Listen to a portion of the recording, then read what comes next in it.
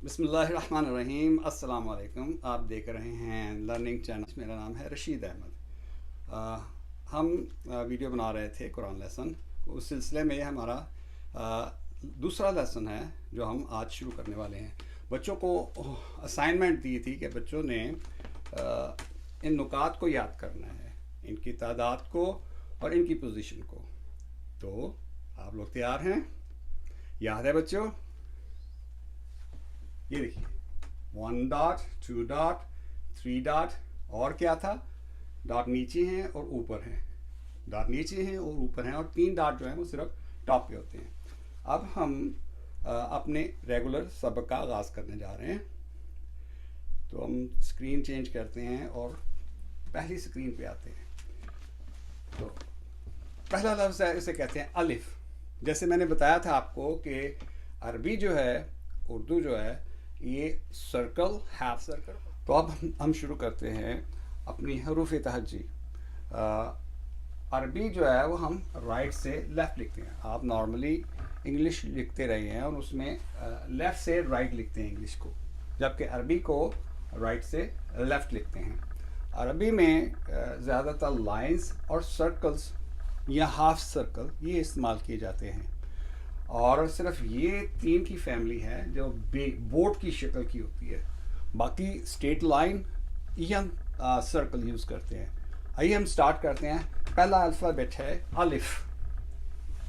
अलफ नहीं, अलिफ। इसे हम ऊपर से नीचे लिखते हैं। उर्दू में भी अलिफ है।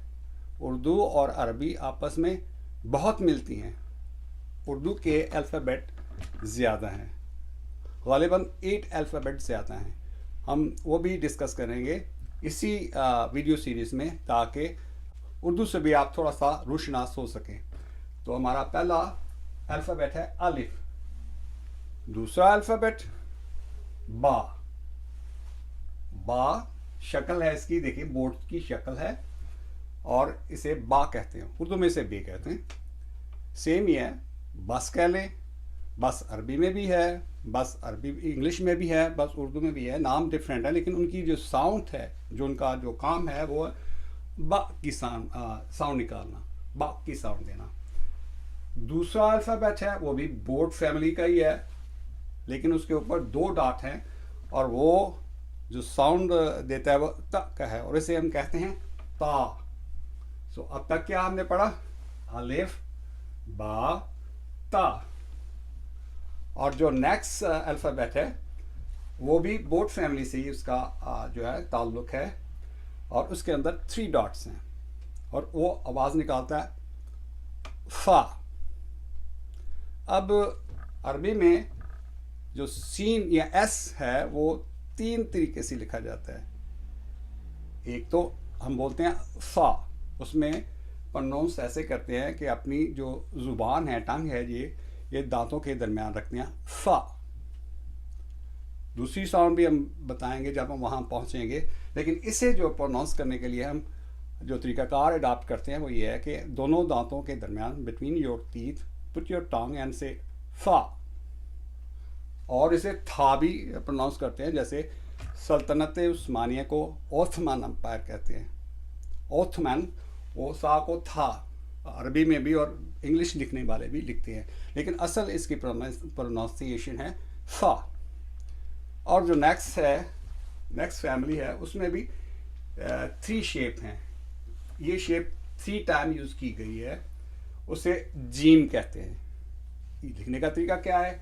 एक स्ट्रेट लाइन है, और एंटी क्लॉकवाइज हम हाफ सर्कल बनाते हैं तकरीबन, और इसके अंदर एक डॉट होता है, और ये आवाज़ निकालता है जा की। जन्नत, जा की आवाज़ निकालता है। हमारा नेक्स्ट अल्फ़ाबेट है हा। ये भी इसी फैमिली से ताल्लुक़ रखता है। एक लाइन है, और एंटी क्लॉकवाइज हम एक हाफ सर्कल सा बनाते हैं। इसमें डॉट नहीं है, और इसकी आवाज़ है हा। एक और हा यूज़ करते हैं, वो यहाँ से निकालते हैं हा। ये प्रोनाउंसिएशन जो है ना, हमने इसका ख्याल रखना है। अरबी में इस चीज़ को बहुत ज़्यादा कंसिडर किया जाता है। ये एच की साउंड निकालता है। नेक्स्ट है हा, हा, हा इंग्लिश में नहीं है, ये कॉम्बिनेशन है असल में के और एच का। हा, खालिद, ये हा की आवाज निकालता है। इसके ऊपर एक डॉट होता है इसके ऊपर। हम ये भी बताएंगे आपको कि ये स्टार्ट में, मिडल में, क्योंकि इंग्लिश में तो सेम ही अल्फ़ाबेट यूज़ होते हैं, लेकिन अरबी में और उर्दू में जब हम लिखते हैं तो इनकी स्टार्टिंग की, बिगिनिंग की जो है वो शेप डिफरेंट होती है, और मिडल में ये डिफरेंट लिखे जाते हैं, और लास्ट में इनकी शेप डिफरेंट होती है। तो इंशाल्लाह वो भी हम डिस्कस करेंगे। तो नेक्स्ट जो है वो दो हैं इसके मेंबर। हाफ सर्कल है क्लॉकवाइज, अगर ऐसा शेप आप देखते हो इसे कहते हैं दाल, और इंग्लिश में जो है डी, ये उसकी सब्स्टिट्यूशन है अरबी में, इसे कहते हैं दाल। दाल नहीं, ये उर्दू में होता है दाल, ढोल, अरबी में दाल है, दा की आवाज निकालता है। इसका नेक्स्ट जो है मेंबर, फैमिली मेंबर सेम का, हाफ सर्कल क्लॉकवाइज, और उसके ऊपर डॉट है, उसे बोलते हैं जाल। जेड की, जी की, जेड तो हम पाकिस्तान में कहते हैं ना, और अमेरिका में से जी बोलते हैं, जी की आवाज़ निकालता है, और इसके ऊपर एक ज़ाहिर एक नुक्ता होता है।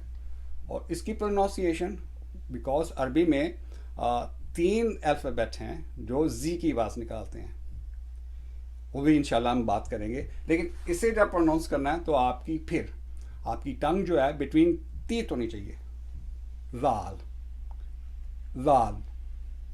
तो इस चीज़ का ख्याल रखना है, अरबी में इस चीज़ का ख़ास ख्याल रखा जाता है, मीनिंग चेंज हो जाते हैं। नेक्स्ट जो है वो है रा। अब रा जो है ना, ये दो का कॉम्बिनेशन है। आपकी सहूलत के लिए, वैसे तो शेप ऐसी होनी चाहिए, लेकिन आपकी सहूलत के लिए एक सीधी लाइन ऊपर से नीचे आ रही है और हॉरिजॉन्टली ये इस तरफ जाती है, दो का कॉम्बिनेशन है, 90 का एंगल बनाते हैं ये। तो ये रा आर की साउंड निकालता है, आर, रा। नेक्स्ट जो है वो इसी ही फैमिली का अदर मेंबर है, सेम चीज़, उसे सेम ऐसे लिखते हैं, ऊपर से एक लाइन आ रही है और साथ ही 90 के एंगल पे ये टर्न ले लेती है हॉरिजॉन्टली।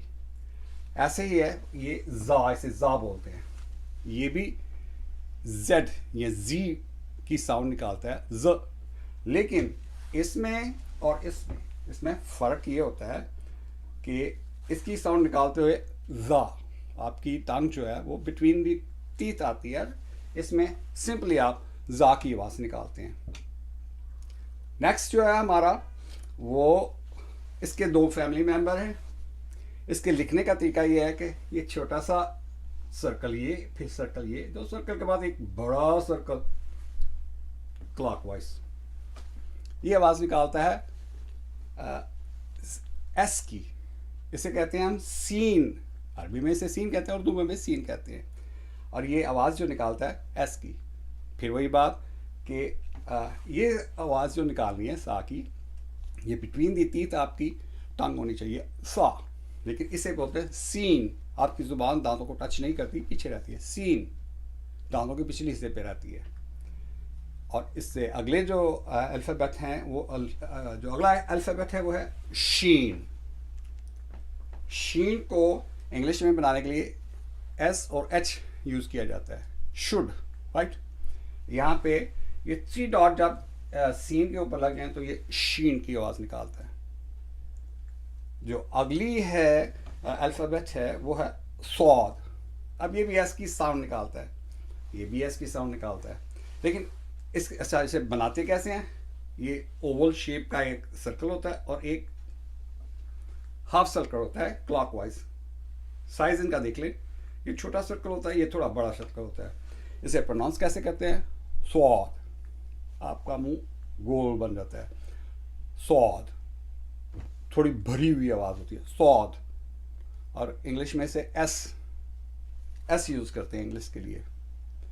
तो नेक्स्ट अल्फ़ाबेट है वो भी सेम फैमिली है, एक छोटा सा ओवल शेप का सर्कल है, उसके साथ एक क्लॉकवाइज थोड़ा बड़ा सर्कल है, हाफ सर्कल, इसमें एक डॉट है, और ये जो साउंड निकालता है ये डी की साउंड निकालता है, दौद।